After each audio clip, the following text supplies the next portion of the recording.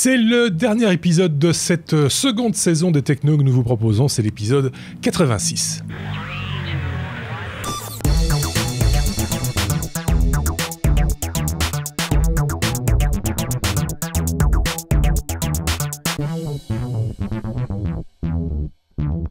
Et pour ce 86e épisode, nous avons de ce côté-ci Benoît. Bonjour Benoît. Salut. Avec lequel nous allons parcourir l'actualité technologique vue par ses yeux à lui, puisque c'est toujours comme ça que nous pratiquons. C'est notre revue de presse quelque part à nous. Donc il ne s'agit pas de reprendre toute l'actualité technologique disponible, mais essentiellement des choses qui nous intéressent. On essaye de vous intéresser aux choses qui nous intéressent. C'est le cas également de ce que nous proposera Xavier. Salut Xavier. À travers mes lunettes cette fois-ci. À travers tes lunettes cette fois-ci. Pour parler d'actualité technologique. Vous le savez, pendant les mois de juillet et août, il y a un petit peu moins d'actualité. C'est la raison pour laquelle on en profite nous aussi pour lever un tout petit peu le pied. Ça ne veut pas dire qu'on va disparaître complètement, puisque on va vous proposer un petit peu de matière entre guillemets à vous mettre dans les oreilles ou dans les yeux, ça dépend comment vous nous consommez. Tous les lundis avec des hors-séries que nous avons déjà en stock, en particulier consacrés aux véhicules électriques, mais pas uniquement. Il y a d'autres choses également en préparation, dont deux best-of consacrés à nos célèbres What the fuck qui clôture les épisodes, comme vous le savez depuis quelques temps déjà. C'est un truc que vous en sembliez apprécier, donc on va en faire... J'en ai trouvé. Oui, il y en a encore trouvé, donc on vous les a compilés en deux best-of qu'on vous proposera à la mi-juillet et à la mi-août. On se retrouvera également, cette fois-ci quasiment dans les conditions du direct, avec par exemple Sébastien, le 1er août exactement, pour un épisode, ce sera l'épisode 87, consacré à l'actualité du mois de juillet, et on fera rebelote au mois d'août avec un épisode qu'on vous proposera le 2 septembre pour l'actualité du mois d'août forcément, et ce sera également l'occasion de faire notre premier numéro de rentrée de 3e saison, on va dire ça comme ça. Ce sera le 88e épisode. Voilà, c'est dit. Si vous voulez avoir des détails, n'hésitez pas à aller sur lestechno.be. Dans la partie blog, il y a un article qui reprend l'ensemble de ces informations, et comme ça vous saurez à quoi vous en tenir. Donc n'ayez crainte, il y aura encore du son et de l'image dans les semaines et les mois à venir. C'est pas fini, les technos, ça continue. La preuve ici avec un 86e épisode qui va bien clôturer l'année. Il y a plein de choses intéressantes à discuter, et on va commencer, si vous le voulez bien, mes petits amis, avec Benoît pour parler de Adobe, puisqu'on commence avec la lettre A comme Adobe. Benoît, il y a des nouveautés du côté de Photoshop et de Creative Cloud en particulier, enfin de manière générale, on va dire plutôt. Voilà, exactement. Il y a une nouvelle version de Creative Cloud qui vient d'être annoncée. Ça faisait un petit moment qu'il n'y avait plus de mise à jour, puisque la dernière datait de la fin de l'année dernière. Et en particulier, c'est la nouvelle version de Photoshop CC, donc CC Creative Cloud, qui me paraît intéressante, avec un certain nombre de choses. Il y a une solution de recadrage qui est basée sur le contenu, parce que tu sais, Marc, quand tu as une photo, et puis tu dis, tiens, par exemple, tu l'as prise un petit peu pas droite, quoi. Un peu de travers, tu veux la remettre droite, de travers, oui, et puis tu veux la remettre droite. Et alors, le problème, quand tu fais ça, c'est que souvent, tu es obligé de couper très fort dans la photo pour la redresser. Et alors, là, ils ont une fonction qui existe depuis un certain temps dans Photoshop séparément, qui est de pouvoir dire, tiens, Photoshop, je vais dessiner ici, et puis tu vas me créer du contenu tout seul. Et là, ils ont comblé ça avec la fonction pour redresser, ce qui veut dire quand tu redresses, Photoshop tout seul rajoute des choses à gauche, à droite, pour que ta photo, quelque part, garde la même taille, garde la même définition, avec du contenu inventé, mais qui ressemble, qui est cohérent par rapport à ce que tu avais. Donc, c'est plutôt... Voilà. Il y a un autre... C'est l'amélioration d'outils existants. Il y a un autre, c'est l'outil Liquify qui a été adapté pour les traits du visage. C'est-à-dire que tu vas pouvoir modifier un visage, ça se fait depuis longtemps, pour par exemple, tu vois, abaisser, diminuer des cernes, agrandir les yeux, ça se fait beaucoup sur des mannequins. On met des yeux un petit peu plus grands. Allonger les jambes. Visage, je sais pas où tu mets les jambes, mais bon. Les mannequins, tu parles de mannequins, moi. Oui, mais c'est une fonction de visage. On se concentre, visage. Parfois, il y a des visages entre les jambes. Faut regarder au-dessus, faut pas aller regarder en dessous. Bon, ça va. Il te prend le visage et tu as une fonction pour dire, par exemple, je voudrais bien que les yeux soient un petit peu plus grands. Et il va tout seul repérer où sont les yeux, il va les agrandir. La bouche plus grande, la bouche plus petite, les joues un peu relevées, etc. Donc, ça fait gagner du temps, en fait, quand on veut manipuler, quand on veut faire ce genre de manipulation.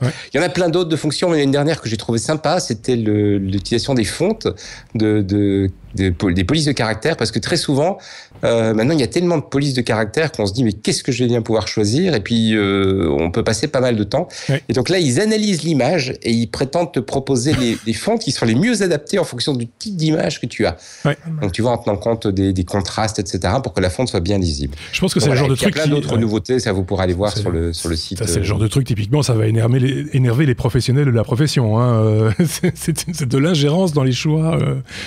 C'est toujours la même chose, c'est des outils pour faire gagner du temps, oui. C'est de l'automatisation, c'est comme dans j'ai envie de dire comme pratiquement n'importe quel autre métier maintenant, c'est-à-dire que des trucs qu'avant tu faisais à la main, maintenant l'ordinateur le fait à ta place, et puis tu peux choisir de fignoler à la main ou de confier certaines choses à l'outil, parce que c'est ce qui explique aussi que les prix baissent, hein. C'est pour ça que et malheureusement effectivement ça a un impact sur le niveau de vie des gens, mais ça veut dire que voilà, ce qu'on faisait avant en 12 jours, maintenant on va pouvoir le faire en une demi-journée ou une journée, parce qu'on a tous ces outils qui font gagner du temps. Effectivement. Xavier, tu voulais rajouter en parlant de prix, est-ce qu'ils ont complètement abandonné la vente, si je ne me trompe pas? Oui, tout à fait. Donc la série Photoshop, c'est uniquement sur abonnement, c'est l'abonnement en Creative Cloud. Faut voir en fonction des options, des outils que tu veux, etc. Et alors, l'idée, ils essaient de sortir pas mal parce qu'en fait, le problème de Photoshop, c'est que pour un usage courant, je veux dire, il est déjà bien trop puissant. Donc, quelque part, on voit que si on est sur des choses qui sont utiles, ne me fais pas dire ce que j'ai pas dit, mais que c'est un peu du fignolage. Et c'est pour ça, je pense qu'ils sont passés sur l'abonnement. C'est-à-dire que, comme tu es abonné, tu prends la nouvelle mise à jour. Si tu devais payer, je suis pas certain que tu payerais pour... Mais ça veut dire aussi que ces versions-là sont maintenant destinées vraiment aux professionnels. Et que, là où... À ce tarif-là, je serais tenté de dire oui. Là où un amateur avant pouvait se dire, je vais acheter une fois une licence et tant pis pour les mises à jour futures. Ça c'est fini. Ça. Voilà, maintenant ils vont être d'office sur Photoshop Elements ou si ça existe encore. Oui, une version allégée de Photoshop qui a pris d'ailleurs, Benoît, ses distances, on va dire, par rapport à la version classique de Photoshop. J'ai vu ça où on s'y perd un petit peu. Avant, il y avait une version Elements qui était assez proche de la version classique. Et puis là, de plus en plus, j'ai l'impression que la version allégée prend ses distances, non ? Et c'est logique, c'est ce qu'ils avaient toujours dit. Hein. Ils ont toujours dit que le but d'Elements, c'était de viser un autre public, donc autre choix tarifaire et autres outils, et de pas faire une version, ce qui était le cas pour les premières versions. Hein. C'était le même Photoshop avec des fonctions désactivées. Oui. D'ailleurs, il y avait même des astuces pour les réactiver dans les menus, pour ne pas avoir à payer le truc, etc. Mais ils avaient toujours dit, voilà, ça c'est une première étape, et la deuxième étape, ça va être de faire un produit qui vise vraiment un public différent. Oui. Comme Photoshop Lightroom vise encore un public différent. Qui est d'ailleurs proposé en bundle avec Photoshop pour les photographes. Hein. Dans le Creative Cloud, il y a moyen de l'avoir à part de l'ensemble à un tarif un petit peu moins élevé, mais qui reste quand même fort élevé. Mais voilà. Mais moi, ce que je remarque, c'est que pour les gens qui n'ont pas des besoins professionnels et qui n'ont pas justement le gain de tous ces outils, parce que si tu dois une fois faire un beau portrait, que tu dois une fois jouer un petit peu sur la taille des yeux, etc., tu sais le faire sans avoir ce genre d'outils. On le faisait bien avant, tu prends un peu de temps, tu t'y mets. Je remarque que des produits comme Pixelmator, comme je crois que c'est Affinity, il y a un certain nombre d'autres marques qui, quelque part, sont engouffrées dans la brèche et viennent proposer des éditeurs alternatifs qui sont bien plus puissants que ce que Photoshop Element était puissant il y a quelques années. Tout à fait. Et donc, Pixelmator a très très bien évolué et n'est pas très cher du tout. Nous, on s'en sert ici pour les technos. tous les visuels sont créés avec Pixelmator depuis quasiment le début. Et je rappelle qu'on avait parlé de GIMP aussi, qui est un logiciel libre et qui peut convenir vraiment à beaucoup de monde et qui est très puissant également. Oui. Il y a un peu foutraque, mais il faut mettre les mains dedans. GIMP a une interface qui n'est pas... Mais moi j'avais fait l'effort à un moment de m'y habituer et je m'y étais tellement bien habitué que j'avais quasiment perdu l'habitude de travailler dans Photoshop. C'est sans doute une question d'habitude aussi. J'avais rencontré l'équipe des développeurs il y a quelques années et c'était assez clair que c'était plutôt des mathématiciens que des photographes.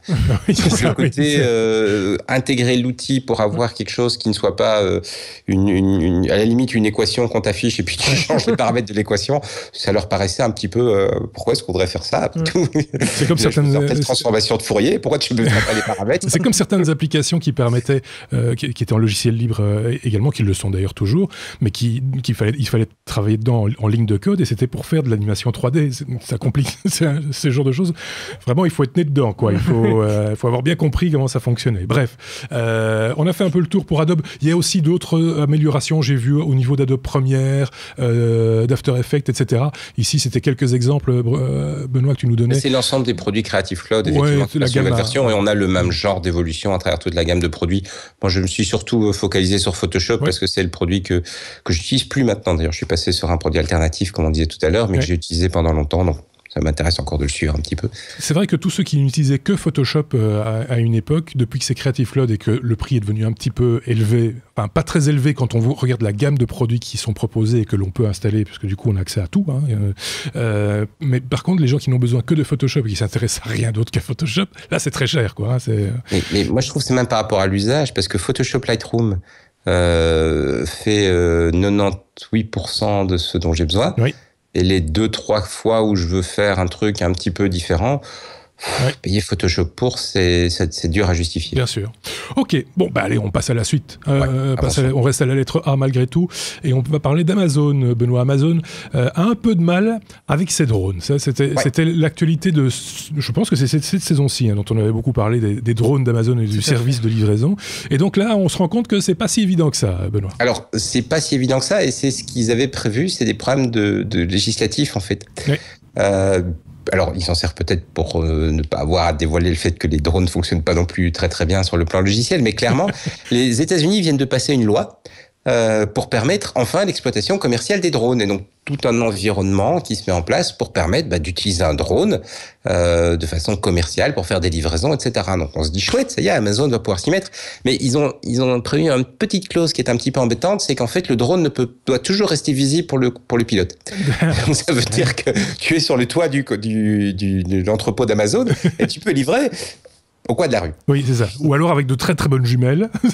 Voilà. C'est un peu les mêmes règles qui sont d'application chez nous en Europe. C'est vrai que faut le dire au plat. Il faut le dire, Xavier s'intéresse beaucoup, enfin de très près à tout ce qui est drone, etc. Tu t'es penché sur la législation justement au moment où elle était la mise en place était en train d'être faite. C'est assez restrictif en fait. Qui est établi maintenant. Et qui est établi maintenant, qui est d'application maintenant. C'est assez restrictif en fait. Oui, tout à fait. C'est devenu légiféré. Bon, l'avantage c'est que maintenant il y a un cadre légal, donc il n'y a plus de surprise. Ouais.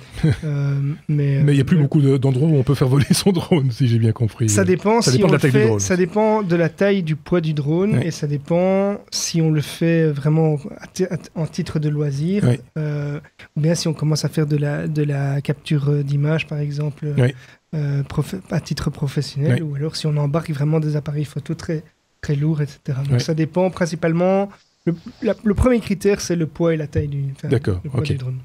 Donc voilà, c'est vrai que des drones, c'est un vrai problème de sécurité également. Ce sont ces drones que l'on peut programmer pour dire, voilà, tu vas aller au point A, au point B, etc. Et avec son propre GPS, il devient autonome, et il fait son petit tour. Et puis il revient, ça peut poser des problèmes de sécurité aussi, je vous fais pas de dessin. Mais par contre, ça élimine une fonctionnalité de l'appareil qui peut être tout à fait intéressante. Je pense par exemple aux journalistes qui, n'ayant pas le temps de se rendre physiquement sur par exemple, un crash d'avion ou un incident quelconque, pourraient envoyer son drone et rattraper son drone par la suite. Par exemple, c'est des choses comme ça. Enfin voilà, on rêve un peu, mais je pense qu'Amazon rêvait un peu aussi. Je crois que c'est normal de légiférer sur des points comme ça, sinon on arriverait à des abus. Mais c'est pas qu'avec les drones qu'Amazon a des soucis, Benoît, puisqu'ils ont également des problèmes avec la mairie de Paris, apparemment.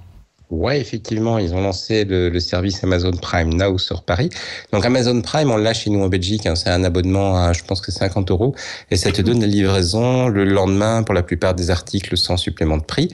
Et alors, à Paris, ils viennent de lancer un service qu'ils ont déjà ouvert dans d'autres villes, qui est de la livraison dans l'heure. C'est ça. Ou dans les 2 heures. Alors, la gamme de produits est évidemment beaucoup plus restreinte, c'est pas mal de produits frais également. Donc tiens, je vais me faire un sandwich, je prends mon application Amazon et je me commande ce qu'il faut pour faire mon sandwich. Ça fait partie du service Fresh, non, d'Amazon. Ils avaient lancé ça cette année également dans certaines villes aux États-Unis, Amazon Fresh, ou livraison de produits frais de denrées alimentaires, il me semble. Tout à fait. Et la mairie de Paris n'aime pas trop l'idée parce qu'elle se dit que ça va impacter les petits vendeurs. Les magasins de quartier, etc., qui quelque part pourraient se faire doubler par Amazon. Alors, moi, j'ai pas eu forcément, par définition, j'ai pas eu l'occasion d'essayer le service. Un des commentaires que j'ai lu des gens qui l'ont utilisé, c'est de dire oui, mais en final, il y a quand même d'autres offreurs qui maintenant offre de la livraison rapide dans le Parisien. Donc pourquoi spécialement en vouloir à Amazon? Oui. Voilà. C'est vrai. Plutôt que, enfin, c'est le même débat qu'avec les taxis et Uber. C'est à peu près. C'est pas pour la même raison. Easy, tout ça, c'est vrai que c'est tout des. Même Nextdoor, c'est tous des modèles qui suscitent les discussions, mais qui sont dans les débats. C'est des débats parce que c'est des choses qui sont nouvelles, c'est une espèce d'évolution. On était à un tournant, on n'a de cesse de le répéter dans ce podcast et on n'est pas les seuls clairement à le signaler que oui, les choses changent, il y a une espèce de révolution. Ce qui est sûr, c'est qu'il y a une demande pour ces services et d'autre part, effectivement, il y a des gens qui perdent un peu une part de clientèle. Quoi, donc. Parce que c'est pas assez encadré en fait. Je pense que si c'était encadré d'une manière différente et proactive en disant tiens, c'est bien le service que propose là en l'occurrence Amazon, ça pourrait être quelqu'un d'autre. Ce service, il est pas mal parce que c'est bien d'être livré dans des délais raisonnables, mais qu'en même temps, on trouverait une contrepartie intelligente ou une obligation peut-être pour le Amazon ou autre chose de travailler peut-être avec l'épicier du coin. Il y a peut-être moyen de faire un win-win qui arrange tout le monde. Je vois que Benoît est dubitatif sur le coup. J'ai beaucoup de mal à imaginer ce genre de modèle où on met des contraintes. Quand je dis contraintes, qui sont des contraintes externes, c'est-à-dire dire voilà, il faut absolument préserver cet emploi-là, il faut absolument préserver ça. Ça donne rarement des résultats qui ont beaucoup de sens. Ou aider à la transformation de cet emploi pour que aider à la transformation de l'emploi, ça a beaucoup de sens. Ouais. Accompagner. En fait, c'est toujours l'énorme problème des petites entreprises, hein, c'est que quand tu as un grand groupe qui restructure, parce que ce genre de phénomène où voilà une techno arrive et fait on va fermer une usine, on va licencier 5000 personnes, forcément il y a un accompagnement qui se met en place, forcément il y a un suivi. Forcément, il y a du reclassement, forcément, il y a tout ça. Oui. Le problème, quand ce sont des petites entreprises, quand ce sont des indépendants, c'est que ce classement et cet accompagnement n'est pas là. Non. Et on le voit, tu parlais des taxis, mais c'était la même chose, en final. Oui. Je pense que si on accompagnait les taxis dans la transformation, on n'aurait pas les oppositions qu'on a. Mais après, la question, évidemment, c'est qui doit payer cet accompagnement dans la transformation. Oui, ça, c'est parce toujours... que quand on ferme une usine, c'est l'ancien employeur. Ici, c'est qui l'ancien employeur, voilà.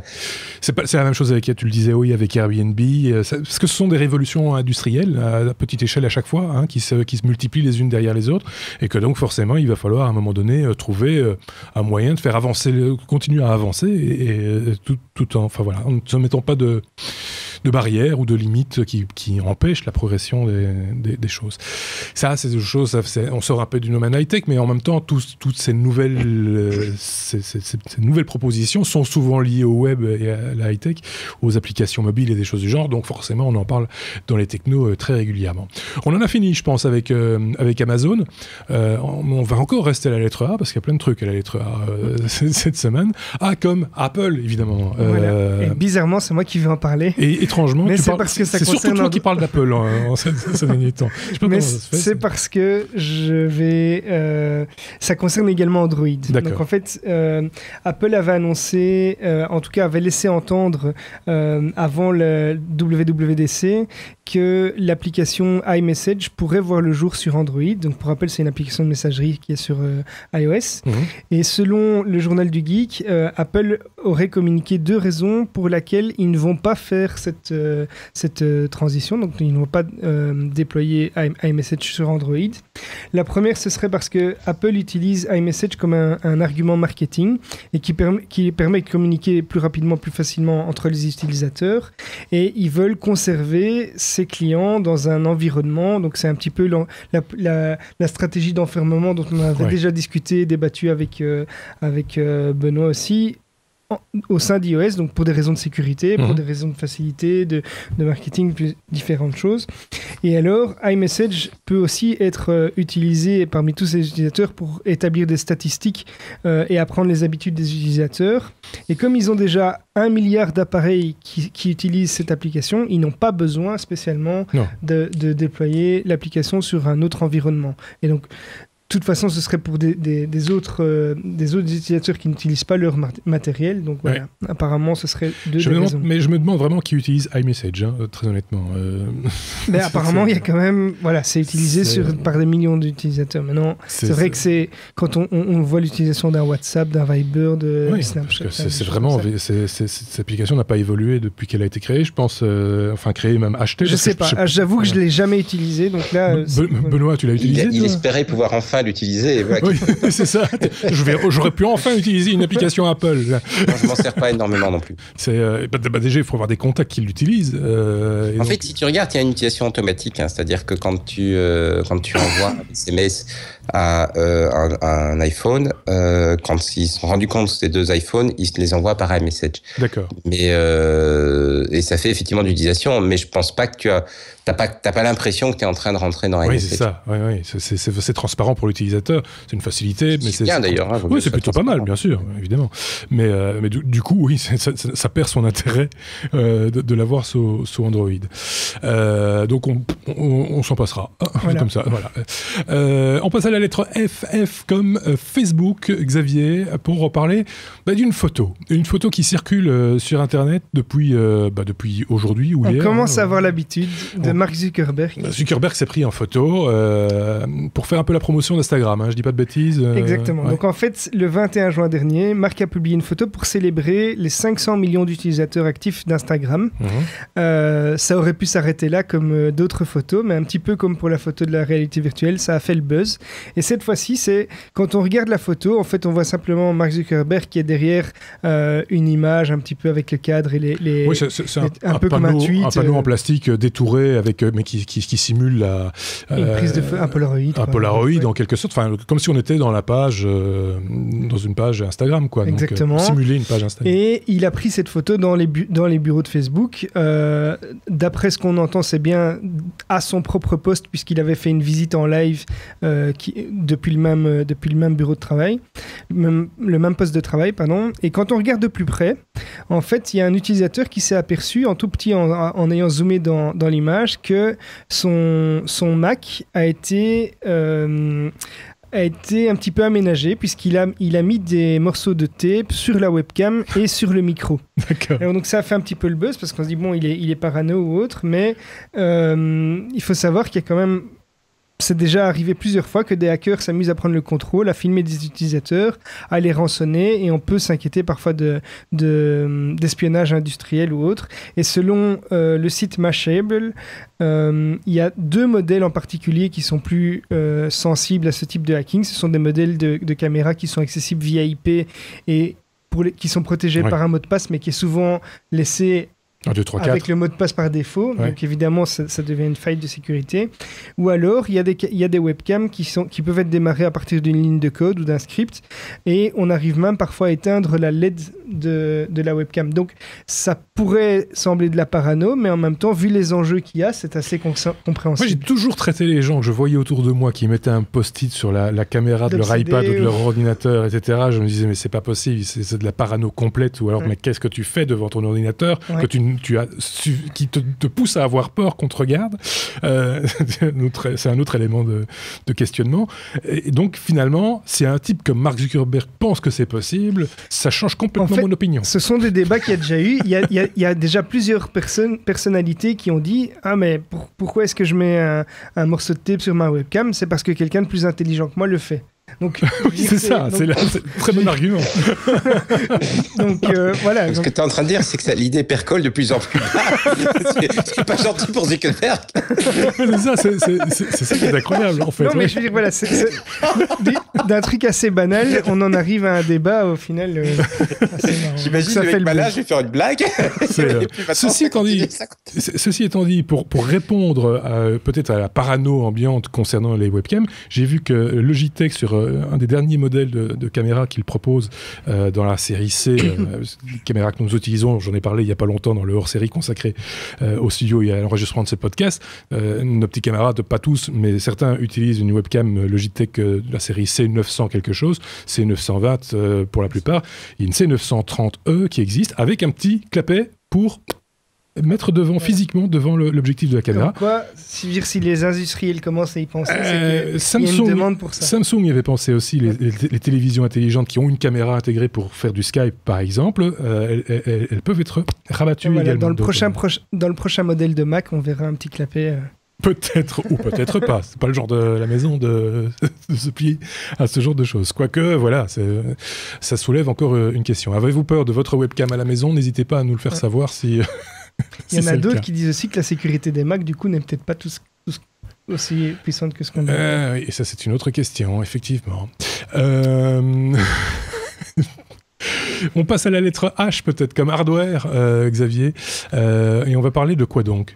On va parler d'un nez, donc le nez de la société Arribal Technology, qui vaut en fait 2,6 millions d'euros. En tout cas, c'est ce que la société grenobloise a levé dans un premier round pour industrialiser un nez électronique qui se veut universel. C'est quoi un nez électronique ? Un nez électronique, c'est un petit appareil qui a pour but de reproduire la reconnaissance olfactive de donc il va reconnaître, tiens, ça sent le citron, tiens, ça sent le caca. Exactement, mais pas seulement. Donc la technologie en fait existe déjà depuis 20 ans. Il y a des nez des nez qui permettent d'analyser 6 ou 7 gaz différents qui existent déjà.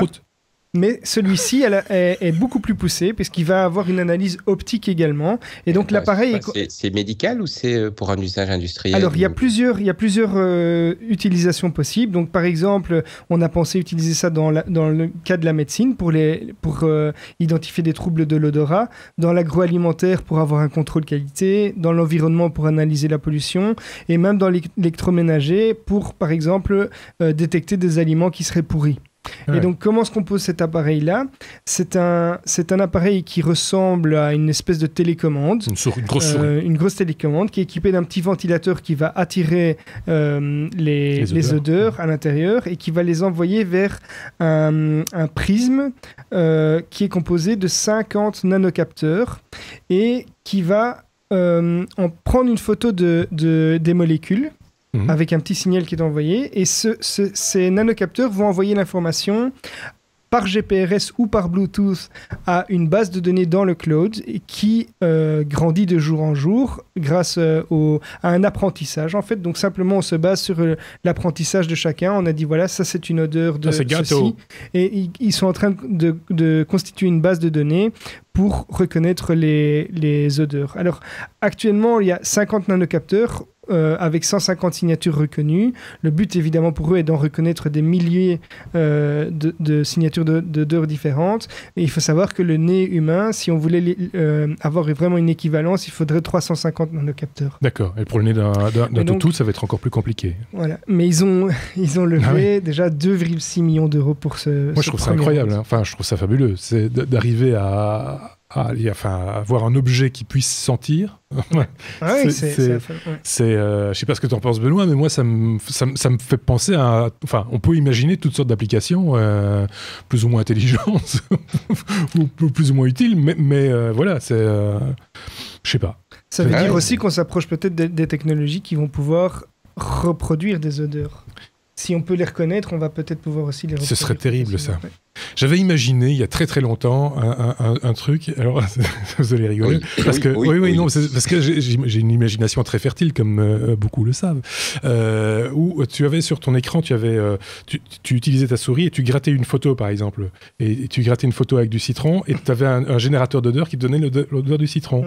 Et puis tu pouvais gratter n'importe quoi et il te donnait une odeur. Et bien, quelques années plus tard, il y a un type qui a sorti un générateur d'odeur. Alors après, c'est limité à quelques fragrances, que tu branchais en USB et tu pouvais comme ça, depuis ton ordinateur, contrôler ton ambiance olfactive autour de toi. Donc on était déjà pas très très loin de l'idée. Ouais. Bon, j'ai pas commercialisé le truc, j'ai pas breveté le machin non plus, mais je l'ai pas fait non plus pour le fromage au lait de femme. Hein, donc, c'est mon imagination à un moment donné, bon, ça va, mais il faut pas aller beaucoup plus loin parce que j'ai pas envie de me retrouver dans un asile non plus. À un moment donné, ça va bien. Bon, on en a fini avec le nez électronique. On en a fini. Ce serait pas mal qu'ils puissent repérer des bons vins, par exemple. Tu vois ? Effectivement, c'est une application. Par exemple, hein, on passe à la lettre H, toujours à la lettre H. H comme Hasselblad. Et forcément, quand on a Benoît dans l'équipe qui vient nous parler technologie, c'est forcément pour parler un petit peu photo aussi. Il faut bien le reconnaître, c'est son dada hein, dès le départ. Hasselblad, c'est l'appareil photo ultime, on va dire ça comme ça, c'est celui qui était sur la Lune déjà, entre autres, hein, qui était dans l'espace. Enfin, c'est l'appareil, c'est un mythe, Hasselblad. Voilà, c'est un mythe, et le mythe vient de nous livrer un appareil assez étonnant. C'est un moyen format, donc le X1D. C'est un moyen format, mais au format d'un boîtier sans miroir, donc au format d'un micro 4 tiers. Il est gros comme un des gros modèles de Panasonic. C'est dingue. Donc comme un tout minuscule réflexe en fait. Oui. Sachant que derrière c'est un moyen format. Donc moyen format, ça veut dire un très très grand capteur. Oui. Donc historiquement les vieux appareils, tu sais, les où il y avait un soufflet et puis le mec se mettait avec un linge dessus, là. Ça, c'était ce qu'on appelait la chambre. Donc là, l'idée, c'était qu'on avait quelque chose qui était de la taille du papier sur lequel on allait imprimer. Comme on imprimait des tableaux, on faisait des très, très grandes pellicules. Et puis, le moyen format, ça a été quand on s'est dit, les pellicules sont meilleures, on va pouvoir faire plus petit. Mais ça reste énorme par rapport aux appareils photo qu'on est habitué aujourd'hui. Et ça reste énorme parce qu'en plus, il y a une grosse optique devant, évidemment, mais il y a aussi un miroir, il y a aussi plein de choses. Et là, ils ont sorti un modèle sans miroir. Donc, nettement plus petit, mais avec un capteur gigantesque de 50 millions de pixels. Ah oui. 50 millions de pixels, ils sont pas les seuls, mais gigantesque, ça veut dire des images très fines, de très très belle qualité. Et puis, ça veut dire un capteur gigantesque, des profondeurs de champ qui sont très petites. Oui. Et donc, tu détaches ton sujet du fond d'une manière qui est extraordinaire. J'avais emprunté un moyen format il y a quelques temps. C'est extraordinaire à travailler avec parce que tu peux vraiment décaler ton sujet. Et puisque c'est un modèle sans miroir, il fait également de la vidéo. D'accord. Donc c'est la totale. C'est une nouvelle gamme. Si vous avez des images, on voit maintenant la comparaison entre la taille d'un réflexe professionnel et du nouvel Hasselblad. Oui. On voit que le capteur est gigantesque à côté du réflexe professionnel et le boîtier est plus petit. C'est quel type d'objectif on met sur ce genre d'appareil ?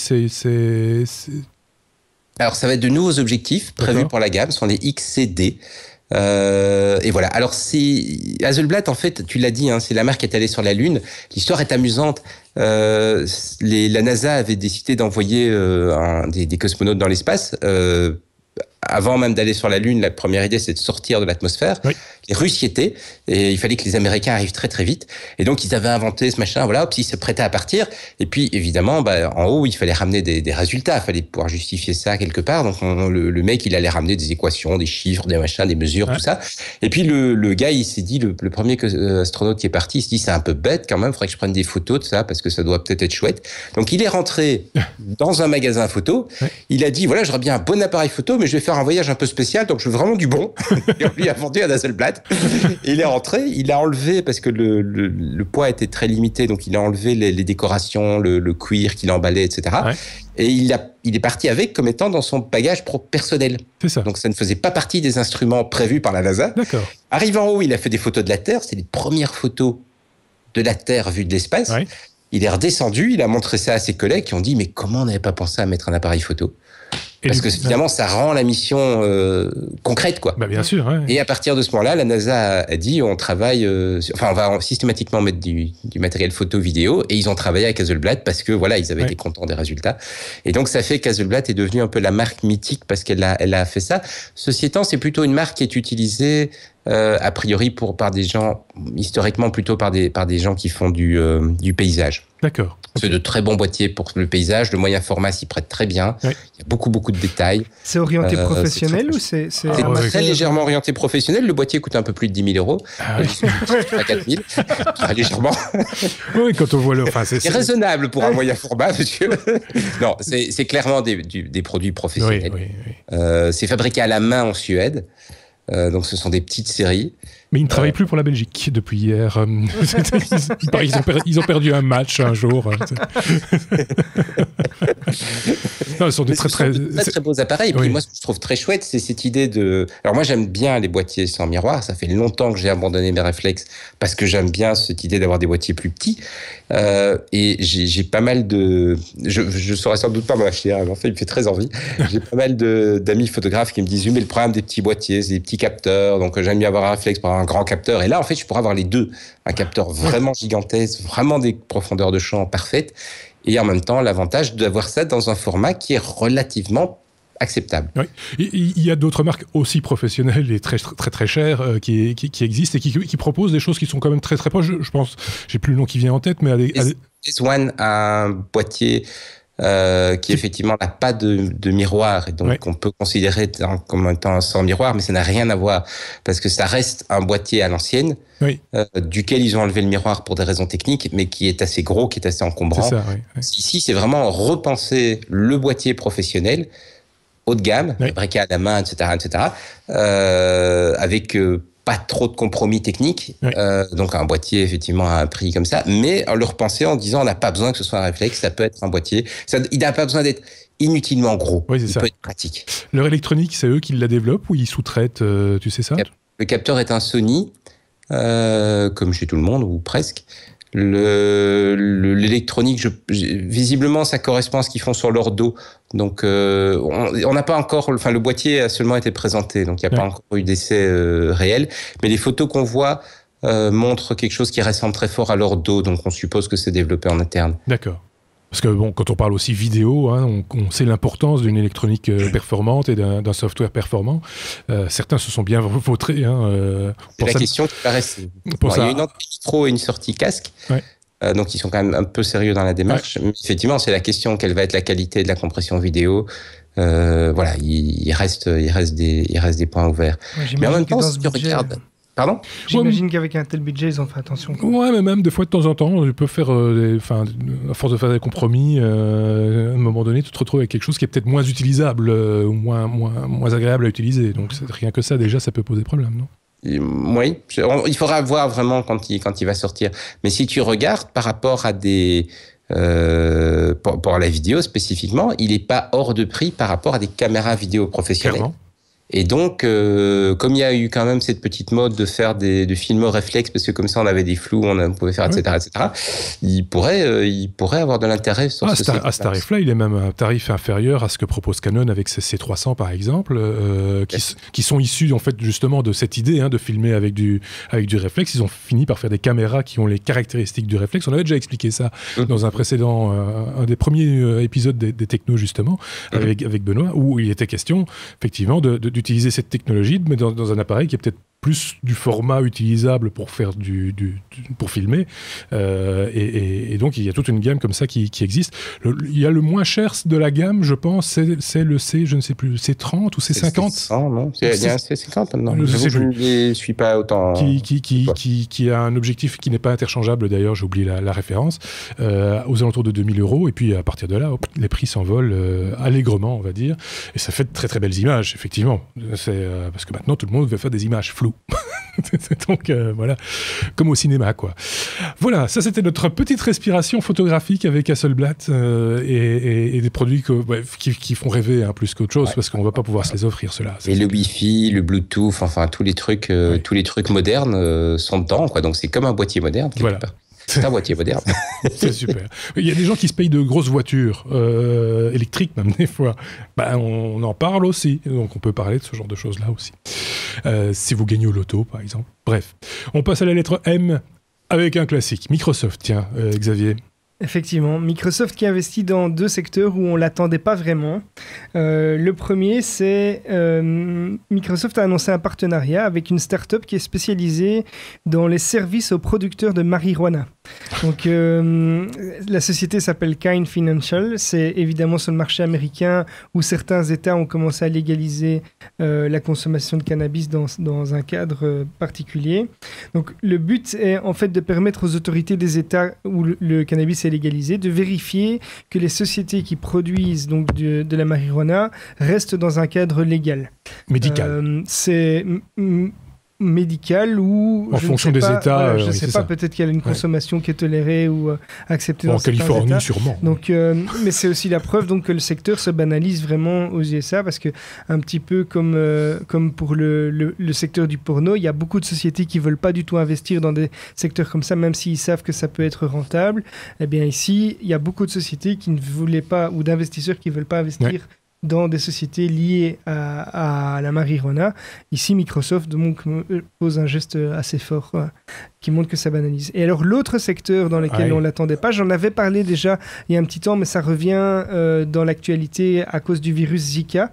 En fait, Microsoft a développé, donc avec son département recherche un piège à moustiques qui permet de déterminer avec précision l'arrivée des moustiques et de prévoir les épidémies. Pourquoi ? Parce que le piège est en fait capable d'identifier les espèces de moustiques. Il faut savoir qu'il y a un peu moins de 4000 espèces différentes et dont seulement une petite partie est capable de retransmettre le virus Zika. Et donc, ils sont capables de les identifier et de relâcher les espèces qui ne sont pas concernées. Bon, donc, pour moi, ils peuvent tous les garder. Et donc, ça ressemble... Comment est-ce qu'on pourrait... Donc, c'est un espèce de cylindre avec plein de petites portes, on va dire, qui permettent de capter... C'est une espèce de piège à moustiques, on va dire ça comme ça. Je sais pas, on va dire un Mac Pro, mais avec des portes. C'est un piège à moustiques. Hein, donc c'est ça, c'est un Mac Pro. Ah oui, c'est la comparaison pas mal. Mais non, mais c'est vrai. J'imagine qu'ils mettent dedans un produit qui attire le bestiau. À un moment ou à un autre. Je n'ai malheureusement pas d'idée du fonctionnement. Genre un marque, par exemple, comme moi, parce que moi j'attire les moustiques. Donc on met un échantillon de moi dans la machine et les moustiques se précipitent pour évidemment venir essayer de piquer, de sucer le sang, etc. Et donc ces crétins de chez Microsoft relâchent les moustiques qui sont considérés comme pas intéressants. Je trouve ça vraiment débile. Je pense qu'ils peuvent tous les garder pour moi. Ils peuvent tous les brûler. Non, mais c'est vrai, les moustiques, en plus de ça, les moustiques sont de plus en plus résistants à tout ce qui est produits chimiques. On en a tellement foutu. On avait même parlé d'un projet, je me rappelle aussi, où il est capté avec des drones. C'est vrai ? Ouais. Donc, j'avais parlé de ça dans un épisode précédent. Et une autre machine qui les renifle. Hein? Oh, celui-là a beaucoup transpiré. Pardon. En tout cas, c'est bien de voir que Microsoft s'intéresse à autre chose que les choses auxquelles on pense d'habitude, c'est-à-dire système d'exploitation, etc., etc. O comme OVH. Tout le monde connaît OVH, cette société d'hébergement qui offre comme service... Fournisseur de services liés au réseau, donc hébergement à la base, machine virtuelle, téléphonie sur IP... Donc vraiment un grand acteur français. Provider aussi, je pense, sur certaines régions. Provider même, je crois, effectivement. Donc un très grand nom en France. Qui s'est un petit peu frité contre Canonical, qui n'est autre que la société derrière la distribution Linux Ubuntu, qui lui réclame en fait un pourcentage sur les ventes, puisque OVH fournit des serveurs, des machines virtuelles ou des serveurs qui peuvent être préconfigurés avec Ubuntu. Et donc, étant donné que OVH vend ce système, et apparemment la news qui vient du site corben.info indique que Canonical demandait un petit pourcentage des ventes là-dessus pour le droit d'utiliser le nom Canonical et Ubuntu. Alors, ça a été annoncé par Octave Klaba, donc le patron d'OVH, via un tweet qui disait, voilà, est-ce que vous seriez prêt à payer 1 ou 2 euros par mois, ce qui est réclamé par Canonical pour chaque vente de machine, pour le droit d'utiliser Ubuntu sur vos machines. Alors il a lancé un petit sondage pour voir si les gens étaient prêts à payer, s'ils passeraient sur une autre distribution ou s'ils l'installeraient eux-mêmes, puisque Ubuntu, on le précise, est gratuit, c'est une distribution gratuite de Linux. Et alors il y a des utilisateurs qui se sont amusés aussi à parodier un petit peu l'interface où on voit la sélection de l'écran. On va le voir peut-être dans un slide suivant, où on voit, il y a des gens qui se sont amusés à dire c'est la distribution dont on ne peut pas dire le nom qui sera équipée, donc qui équipera votre serveur. Mais il y a une petite précision entre-temps depuis que j'avais détecté la news. En fait, c'est que Canonical autorise l'utilisation gratuite de Ubuntu, mais oblige les gens qui utiliseraient un kernel modifié, ce qui est le cas d'OVH, à demander l'accord d'Ubuntu. Et donc ici, ils seraient effectivement en droit de demander un certain pourcentage. Ok, ben voilà, une petite tempête dans le monde du libre. Voilà, mais donc on peut se questionner, c'est un logiciel libre, est-ce que vraiment il faudrait attribuer ? Je pense que ce serait bien, comme le dit Corben, de rétribuer la communauté du libre dans son ensemble, et pas seulement une marque derrière. Il y a ça aussi, c'est toujours cette notion du logiciel, cette philosophie du logiciel libre qui est toujours un petit peu sur la corde, on le sent chaque fois. On passe à la lettre T comme train. Benoît, tu viens nous parler de train. Ah, pas, c'est après la photo, il aime les trains. Benoît. Voilà, un grand véhicule électrique. Voilà. C'était pour noter que la Deutsche Bahn, donc les chemins de fer allemands, s'apprête à tester un train autonome pour la première fois. C'est la première fois en Europe. Ouais. Ça se passera aux Pays-Bas, pas en Allemagne, pour des raisons. Voilà. Ce sera un train cargo, donc un train chargé de produits, de matériel. Et l'idée, ce sera de laisser le train rouler sans conducteur. Oui. Comme il y a les voitures sans conducteur, comme il y a le métro sans conducteur, comme il y a les avions sans conducteur, il pourra aussi y avoir des trains sans conducteur. Et la Deutsche Bahn annonce d'ailleurs leur intention pour 2020 d'avoir des trains qui rouleront sans que le conducteur doive les conduire. Alors, il n'exclut pas le fait qu'il y aura peut-être un conducteur pour des raisons sociales. Oui, mais il n'aura en tout cas plus rien à faire. D'accord. On lui donnera un jeu de cartes. On lui donnera un jeu de cartes, ça l'occupera. Voilà.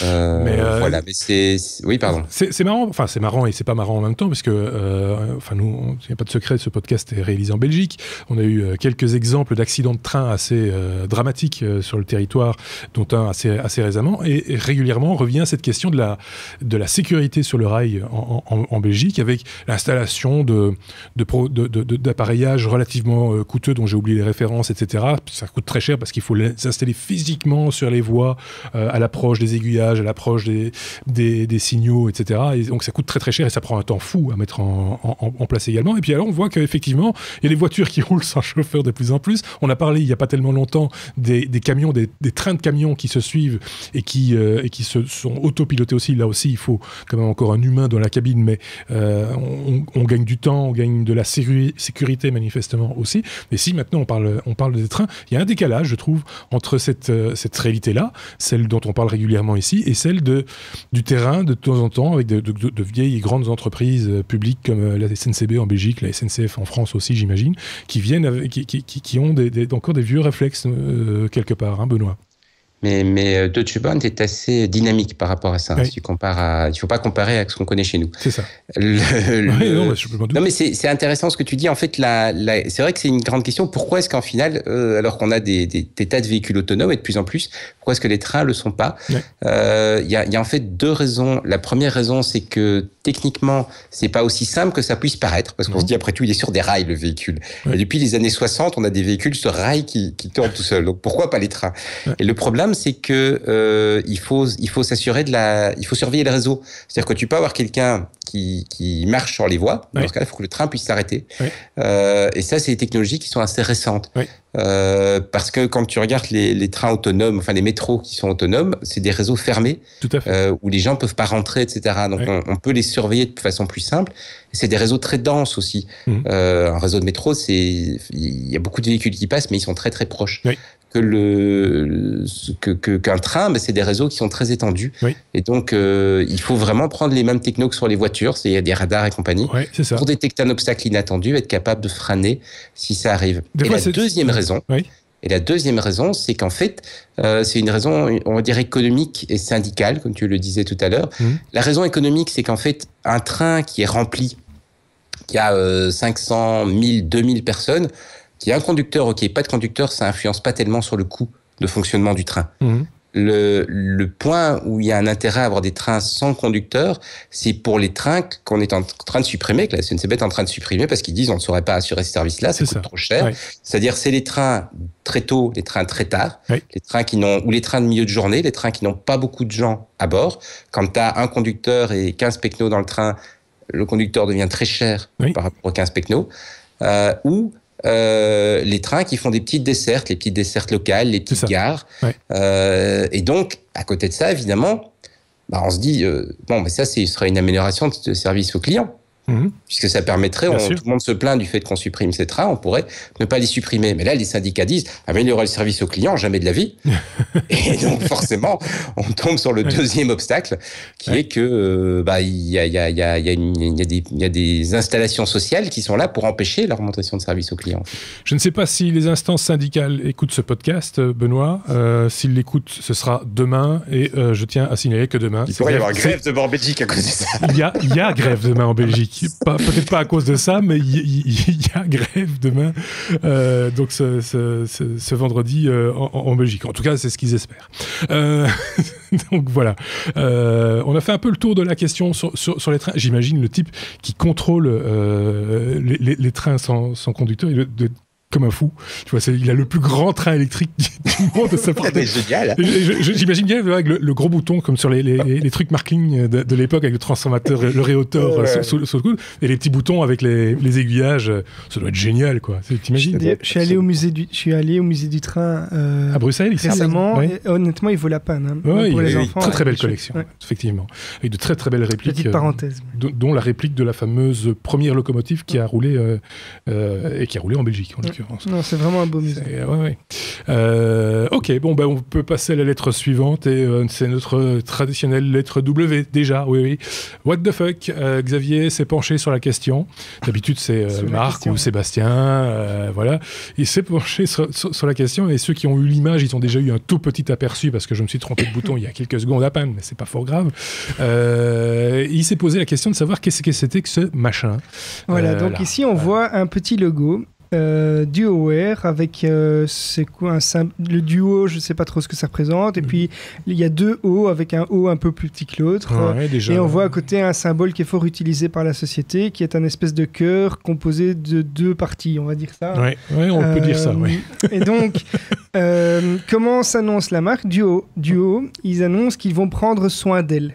Alors, déjà, quand on voit le petit cœur en question, comme tous les petits cœurs d'ailleurs, mais celui-là particulièrement, quand on le retourne, puf. Voilà, et donc on comprend un petit peu mieux de quoi ils vont prendre soin, puisqu'ils disent qu'ils vont prendre soin d'elle, au pluriel. En fait, c'est une société qui fait des sous-vêtements et qui annonce qu'ils vont prendre soin d'elle, et en parlant de vos précieuses, comme ils disent, c'est-à-dire vos testicules. Voilà.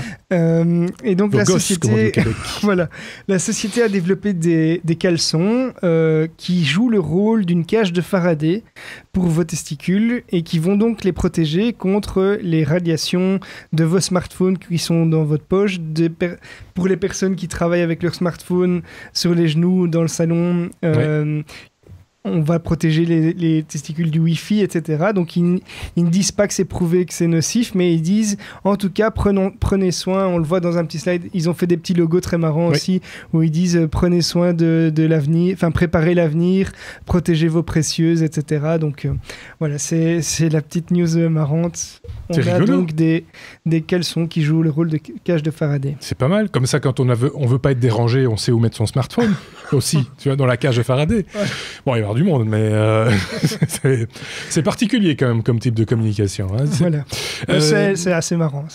L'autre type de communication, on l'a épinglé parce que c'est pas tellement technologique. Tout à fait. Mais c'est lié à certaines nouvelles habitudes, on va dire, comme par exemple le financement participatif ou les banques en ligne, et des choses comme ça. On a parlé pas mal de crowdfunding, mais en Chine, ils font du financement participatif également. Seulement, ils demandent des garanties un petit peu spéciales aux emprunteurs pour justement, avant de leur accorder un prêt.